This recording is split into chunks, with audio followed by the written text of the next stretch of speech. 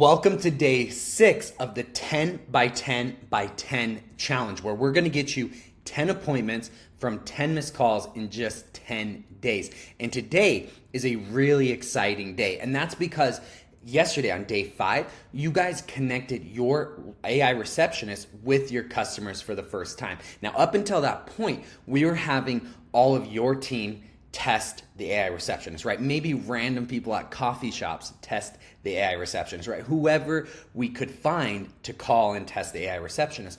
And now we have data from live customers calling it in action. Now that is super exciting because today what we're going to do is we're going to look at the top 3 reasons why the AI receptionist might not be working and how we can troubleshoot that for you, right? So the AI receptionist, it's kind of like a website, right? If you're gonna build a landing page and you're gonna run ads to it, maybe these are Facebook ads or Google ads or something like that, you want to get the most conversions possible from that landing page and that ad, right? You want the most customers possible. Now, it's the exact same way with your AI receptionist, is that your first go is just your first go. We can keep testing it, keep refining it, collect the data, and make it to where our conversion rates, they might start out around 50%, but we can get that all the way up to 70% by looking at the conversations that didn't quite go the perfect route, right? They didn't go perfectly,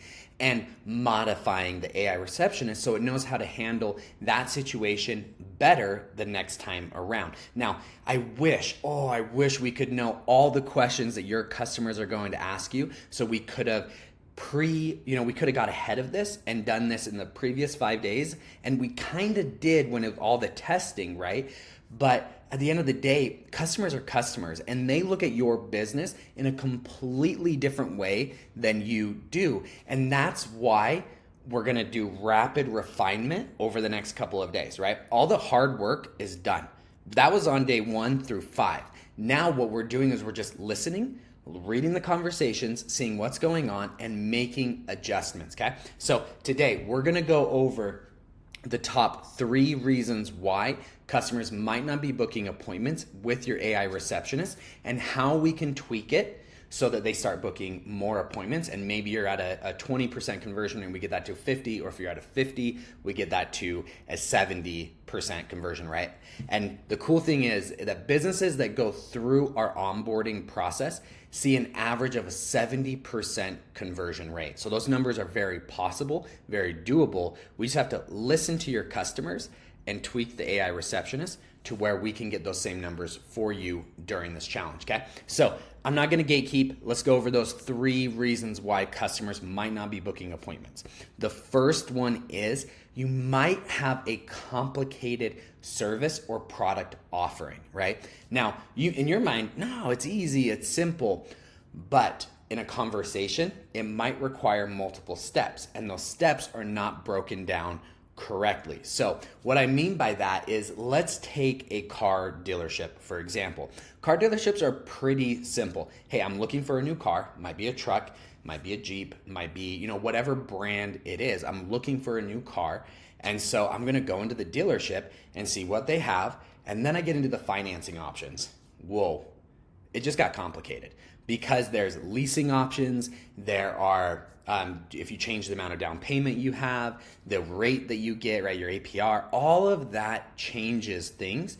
And your AI receptionist might not know where to stop, right? So if you have a complicated product or service offering, what I suggest you do is you define what success looks like during that call, right? So if I'm a car dealership, no one's gonna buy a car over the phone. Maybe one day, right? Maybe there are some people that do it, but you have to be looking at the same car on the screen, but just over a phone calling to get information, it's unlikely. So I'm not gonna put my goal to book, sell cars over the phone, but what I might do is answer frequently asked questions and get people to book appointments to come down to the dealership to actually test drive the cars, right? Very, very different, right? Because where that gets complicated is the pricing. So what I just did is I removed pricing from the equation, right? So instead of someone going in and talking about like, well, what is the price? Do you guys have any leasing options? What's the required down payment? All of that.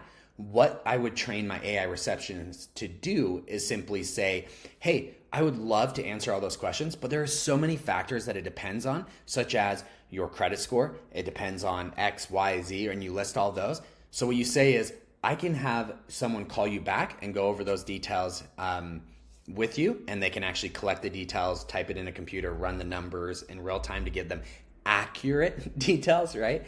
Or you can have the AI receptionist say, hey, that's a great question. When you come down to test drive, we're going to go over all those details for you.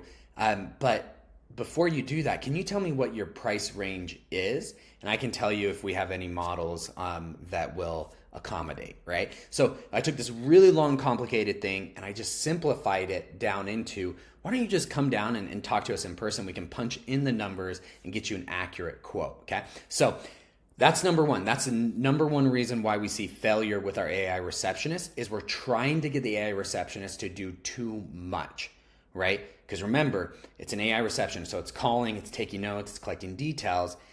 It doesn't have access to your guys' advanced CRMs to where it can actually pull in quotes, right?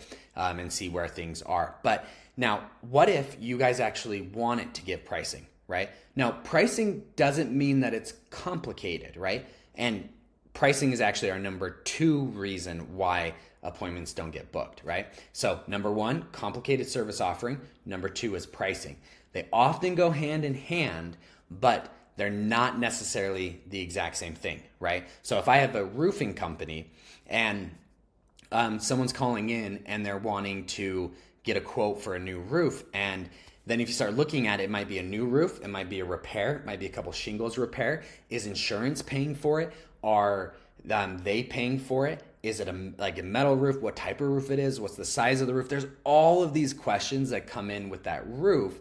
And so you have to ask yourselves, typically when it's a very complicated pricing model or product offering, then naturally in the business model, you have someone going to give a quote. You have someone going and doing an inspection, right? So instead of having the AI receptionist do the whole thing, get it to where that inspection's there, because a live person looking at the roof is going to be able to give more accurate quotes, and they're going to be able to sell the service better, upsells, cross-sells, all of that fun stuff to increase the revenue in your business, right? And so it's very similar to number 1, right? Complicated product offering. 2 is pricing, right?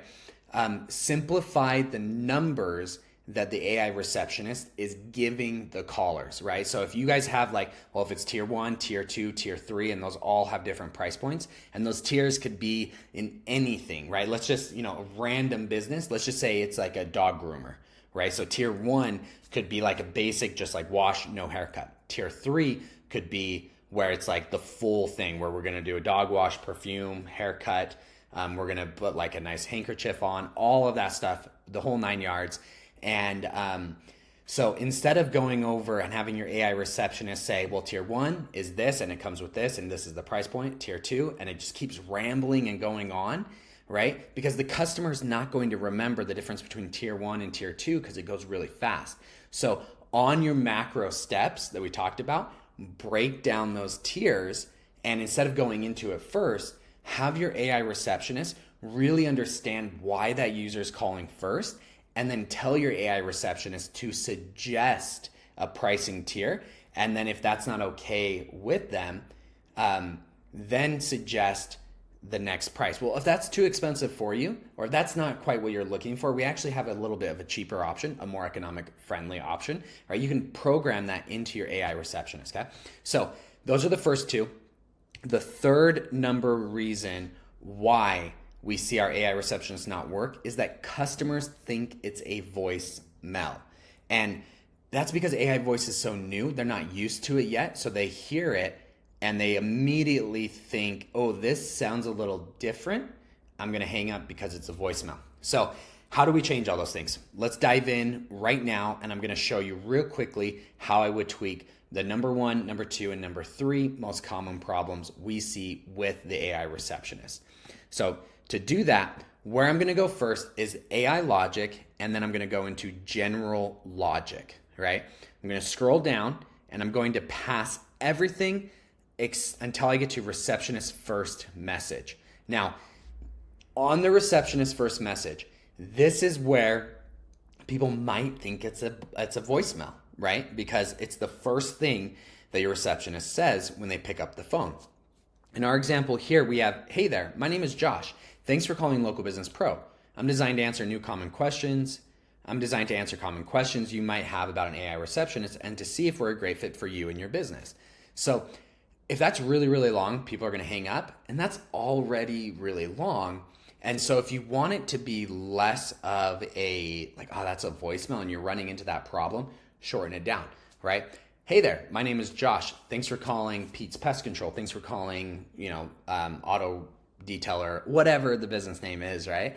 "How can I help you?" Keep that short if that's an issue, right? Our AI, if someone says like, "Hey, are you AI?" we automatically, ours will say, "Yeah, I am an advanced AI bot. How can I help you?" Right? So that's where I would change that to solve problem number 3.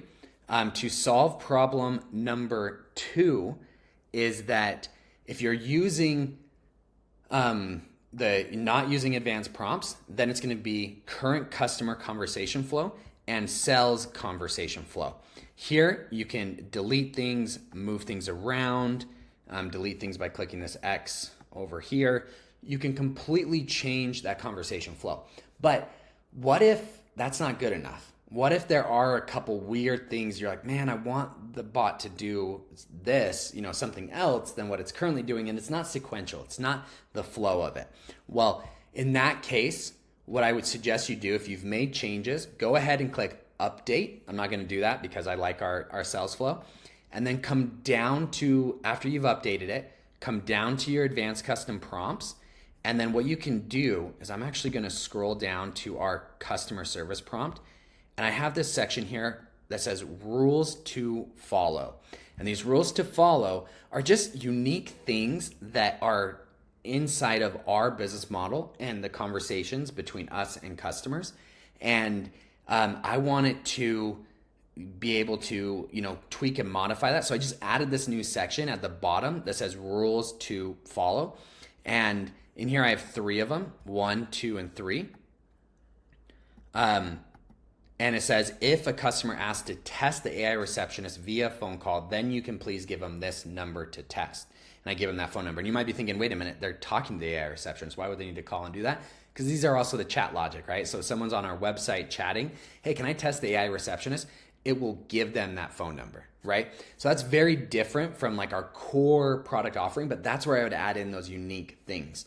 Now, the last place that I would change to modify for either a pricing or a complicated service is I would come into AI logic and I would go to services, and I'd actually go into one of the services that you have set up, and on the service details or the pricing strategy, this is where I would add in those differences. So if you look at pricing strategy, I can come into here, and let's say that I was using that tiered strategy from the dog groomer example, right? And I can come into here and say like types of our packages. Type that in, and then I'll say like package. I would actually do it this way. I would say our package overview, and I would say our office or our dog groomer. We offer, probably that's better. We offer 3 different packages designed to help you and your pet needs. Okay, so I'm going to create that. And then what I would do is say package number 1.